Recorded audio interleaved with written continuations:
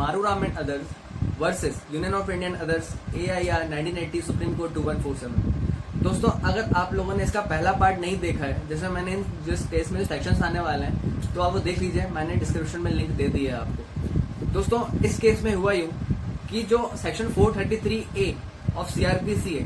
इसको चैलेंज किया गया आर्टिकल 14, आर्टिकल 20 क्लॉज 1, 72 और 161 के तहत कि ये जो है बताया, इसमें चैलेंज लगाया गया कि ये जो आर्टिकल्स हैं वायलेट हो रहे हैं इस सेक्शन के आने के बाद। इसमें फैक्ट्स ये थे दोस्तों कि अमेंडमेंट हुआ 1974 के बाद 1978 में, जिसमें 433 के बाद 433A को अमेंड करते हुए इंसर्ट किया गया। और इंसर्ट होने के बाद इसमें ये क्वेश्चन अराइज हुआ, ये लोगों ने ऑब्जर्व किया और ये वायलेशन बताया कि जो कैदियों को जिन्होंने ऐसी हरकत करी है, किसी का मर्डर किया हुआ है, किसी की जान ली है, तो उनको जो कोर्ट पनिशमेंट सेंटेंस देता है कि भाई आपने मर्डर किया है तो आपको भी डेथ सेंटेंस मिलना चाहिए, पर उनको दिया नहीं जाता। और ऐसा किसी बंदे को डेथ सेंटेंस मिलता है तो उसे कम्यूटेशन ऑफ लाइफ इम्प्रिजनमेंट मिल जाता है, मतलब कि जिंदगी भर का कारावास मिल जाता है। तो ये दो बातें रखी गई। इस सेक्शन को इससे रिलेट किया गया कि जो 433A है वो इन लोगों को बचाता है जिंदगी भर के कारावास से, और जिसको मृत्युदंड सेंटेंस दिया जाता है, करार दिया जाता है पर दिया नहीं जाता, तो उन लोगों की ये हेल्प करता है और इक्वालिटी नहीं दिखाता है लोगों को लॉ के सामने कि भाई आपको जिंदगी भर का कारावास दिया तो आपको जिंदगी भर का कारावास ही मिलना चाहिए। लेकिन 433A बात करता है कि आपको 14 साल का आपको जेल में रहना पड़ेगा, 14 साल का कारावास आपको काटना पड़ेगा, ना कि जिंदगी भर का कारावास। तो ये चीज यहाँ पे मुद्दे उठाए गए। तो दोस्तों, इसमें सुप्रीम कोर्ट ने भी सेक्शन 432 और 433 को बहुत अच्छे से रीड किया, उन प्रोविजंस को देखा, समझा और ऑब्जर्व किया, और ये बताया कि इसमें सेक्शन 432 में एप्रोप्रिएट गवर्नमेंट की बात की है। अगर वो चाहे तो उस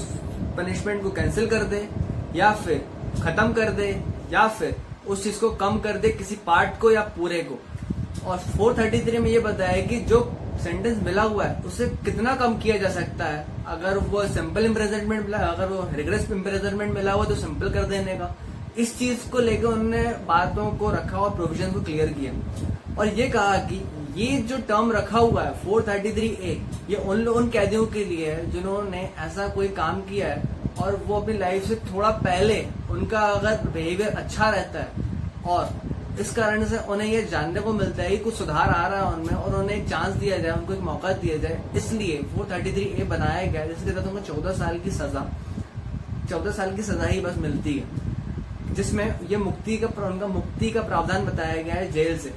और ये भी कहा कि किसी भी कैदी को छूटने के लिए सिर्फ 4 सेक्शन ही है जो इनकी सजा को कम कर सकता है, घटा सकता है या कैंसिल कर सकता है, या फिर ये एक स्पेसिफिक प्रोविजन है जो 432 और 433 ये सब पे लागू नहीं होता है। और जो क्रिमिनल प्रोसीजर कोड जो सेक्शंस है सारे, ये सामान्य विधि को अपनाते हैं, पर ये जो 432 और 433 है ये स्पेसिफिक एक्ट के ऊपर लगता है, स्पेसिफिक एक्ट क्रिमिनल एक्ट पे भी लगता है, जिसपे ये प्रोविजंस को यूज किया जाता है 432 और 433 को, जिसके तहत सामने वाले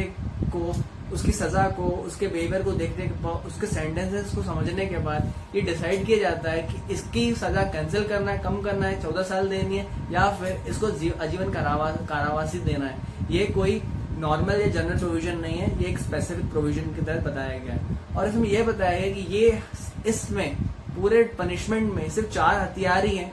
इस चीज को कवर अप करने के लिए, इसे कम करने के लिए, जो मैंने आपको बताया 72, 161, 432 और 433। इसके तहत गवर्नमेंट अपना रूल करते हुए सामने वाले को छोड़ दे, या उसकी पनिशमेंट कंटिन्यू कर दे, या फिर कुछ पार्ट को कम कर दे, ये प्रोविजंस में दिया हुआ है। सुप्रीम कोर्ट ने यह कहा कि आर्टिकल 14 और आर्टिकल 20 क्लॉज 1 CRPC के सेक्शन 433A से कहीं से भी वायलेट नहीं होता है, कहीं से भी असंवैधानिक नहीं है। ये एक मैंडेटरी प्रोविजन है, ये तभी लागू होगा जब ये इंसर्ट हुआ, कब 18/12/1978 के बाद से जो भी ट्रायल कोर्ट ने कन्विक्शन दिया हुआ है कैदियों को, जो कन्विक्शन आया हुआ है, सिर्फ उनके ऊपर ही ये प्रिवेल होगा ये मैंडेटरी प्रोविजन, जिसमें 14 सालों का कारावास बताया गया, हर केस पे नहीं आएगा। दोस्तों, ये यहाँ पे रिट पिटीशन जो थी डिसमिस होती है, और प्रिंसिपल लॉ लेकडाउन के पहले पॉइंट में यह दिया हुआ है कि ह्यूमन राइट्स का जो अवेयरनेस प्रोग्राम है, जो रेवोल्यूशन चलता है, रिफॉर्म होता है, इसके तहत अगर किसी कैदी ने ऐसा एक्ट किया हुआ, उसे सेंटेंस मिला हुआ है, तो सेक्शन 433A का सहारा ना ले वो, और अगर उसे लेना ही है तो ऐसे फैक्ट्स इकट्ठे करे अपने प्रति कि भाई कोर्ट को समझ में आए वो चीज कि हाँ ये बात सही थी और ऐसा एक्ट हो गया, उसे कुछ रिलैक्सेशन मिलना चाहिए। दोस्तों सेकंड पॉइंट में ये दिया हुआ है कि ये कहीं से भी किसी भी आर्टिकल को वायलेट नहीं करता है। सेक्शन 433 एक स्पेशल प्रोविजन है जिसका एक्ट का इस्तेमाल एक स्पेशल तरीके से किया जाता है। दोस्तों ये केस यहाँ पे खत्म होता है, ये वीडियो यहाँ पे खत्म होती है। मैं आपको इंस्टाग्राम पे भी मिलूंगा, आप वहां मुझे फॉलो कर सकते हैं, और अगर आपने अभी तक इस चैनल को सब्सक्राइब नहीं किया तो सब्सक्राइब करिए, वोटिंग्स बढ़ाइए। मिलते हैं दोस्तों नेक्स्ट वीडियो के साथ। Thank you so much.